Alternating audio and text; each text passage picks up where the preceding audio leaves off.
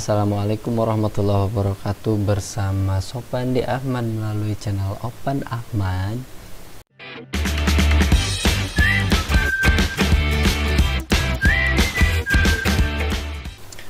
Pada tayangan ini saya akan membahas lanjutan dari video sebelumnya mengenai peluang empirik.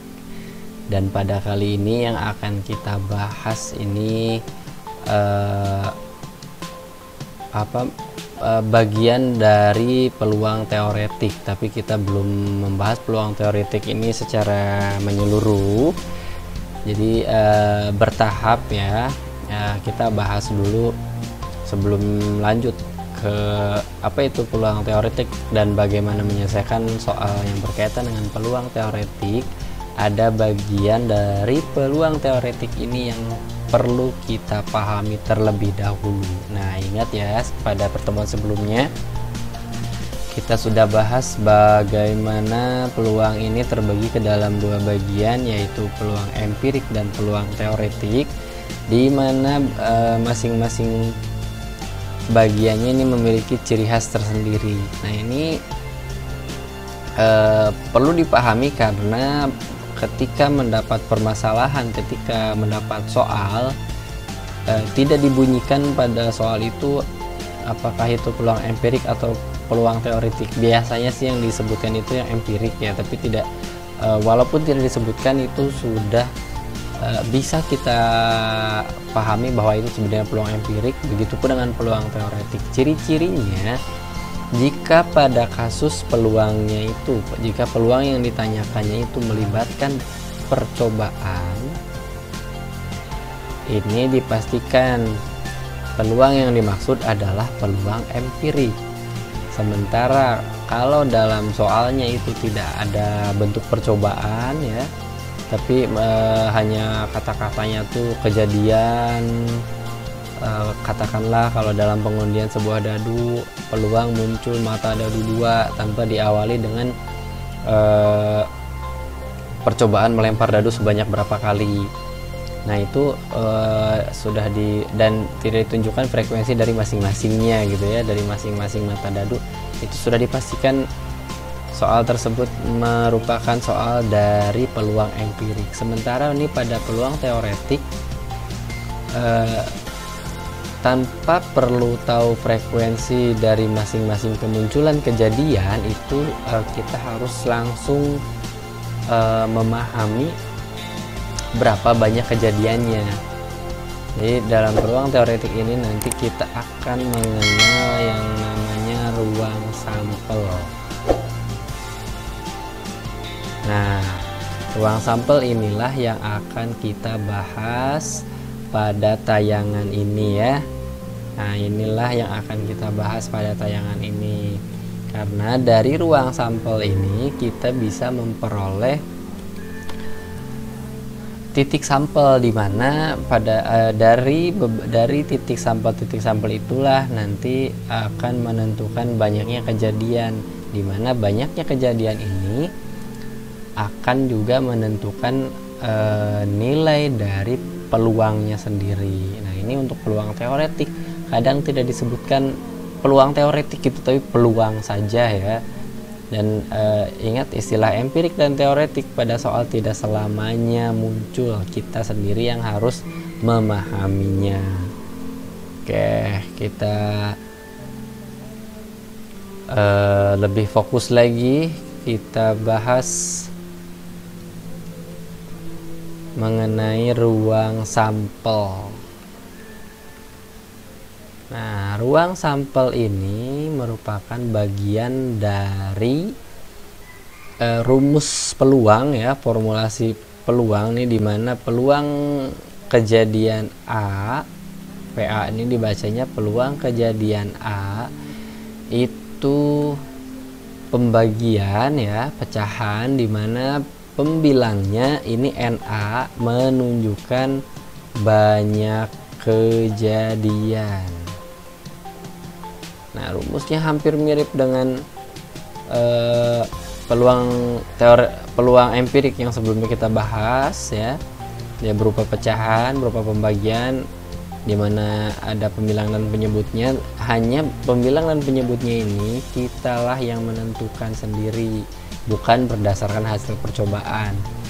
Nah, sementara NS di sini adalah banyak ruang sampel. Nah, artinya untuk menyelesaikan peluang secara teoretik, fokus kita adalah pada ruang sampel. Nah, jadi sebelum kita menentukan peluangnya, terlebih dahulu kita harus tahu ruang sampel dari kejadian yang sedang dipermasalahkan, ya, sedang dibicarakan pada permasalahan. Oke, dan ini yang namanya peluang, ingat pada pembahasan sebelum video ini itu dikatakan bahwa peluang itu nilainya selalu berada di antara 0 dan 1, karena kalau 0 itu tidak mungkin terjadi dan kalau 1 itu pasti terjadi, ya. Kalau namanya peluang ini bahasa Inggrisnya itu kan probability, ya, kemungkinan, berarti dia berkisar antara 0 dan 1. Oke.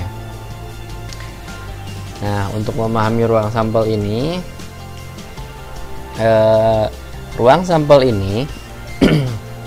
ini adalah himpunan, ya. Ruang sampel nih dia berupa himpunan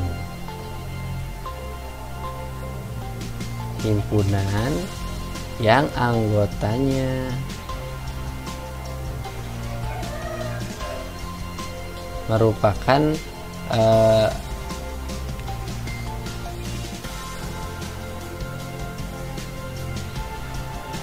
merupakan ini semua kemungkinan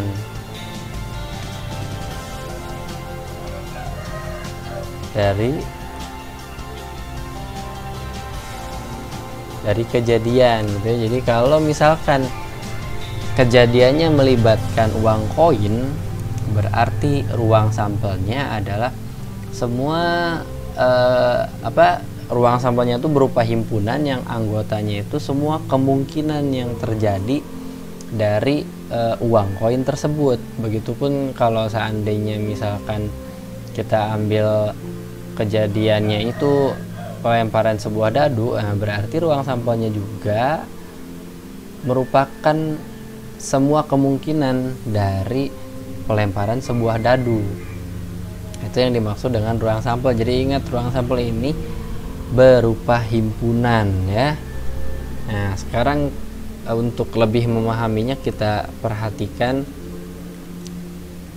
contoh beberapa ruang sampel yang sering ditemui pada permasalahan peluang, dan ini kejadiannya bisa beragam asalkan kita tahu ruang sampelnya. Bagaimanapun nanti permasalahan peluang ini akan mudah, karena apa? Dari ruang sampel ini kejadian itu merupakan himpunan bagian dari ruang sampel yang juga merupakan himpunan. Misalkan yang pertama, sebelum kita ambil, katakanlah untuk satu buah koin, ya, satu buah koin. Nah, ketika kita membicarakan sebuah koin, satu buah koin itu yang terbayang adalah yang bakalan muncul, yang akan muncul itu hanya dua kemungkinan. Kalau nggak muncul angka, ya muncul gambar, gitu, ya. Nah, ini ketika kejadiannya melibatkan satu buah koin. Nah, sehingga ruang sampel dari kejadian yang melibatkan satu buah koin ini adalah himpunan yang anggotanya angka, gambar. Artinya ruang sampelnya ini adalah himpunan dengan anggota angka dan gambar, di mana banyak anggota ruang sampel ini yang dinotasikan dengan NS itu sama dengan 2. Nah, di sini hubungannya, ya. Ketika sudah menentukan ruang sampel, ketika sudah menentukan ruang sampel, nah banyaknya ruang sampel inilah yang digunakan pada peluang.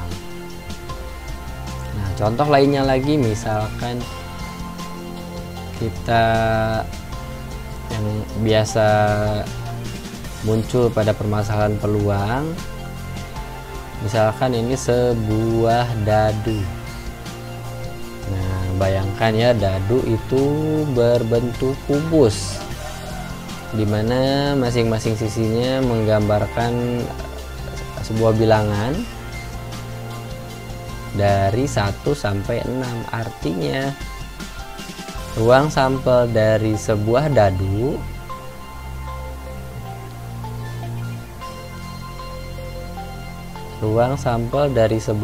itu adalah himpunan yang anggotanya sisi-sisi dari dadunya itu sendiri. Berarti kan 1, 2, 3, 4, 5, 6. Nah, dan dari sini kita bisa melihat bahwa banyak ruang sampelnya sendiri adalah 6. Nah, sementara 1, 2, 3, 4, 5, 6 nih masing-masing anggota dari dari ruang sampel ini itu yang dinamakan titik sampel gitu ya. Jadi kalau ditanya titik sampel ya berarti kalau nggak 1 ya 2 atau 3, 4, 5 atau 6 gitu. Itu merupakan titik sampel. Dan dari beberapa titik sampel inilah nanti akan beberapa dari titik sampel ini bisa jadi merupakan sebuah kejadian yang menyusun rumus dari peluang itu sendiri gitu ya. Nah, sekarang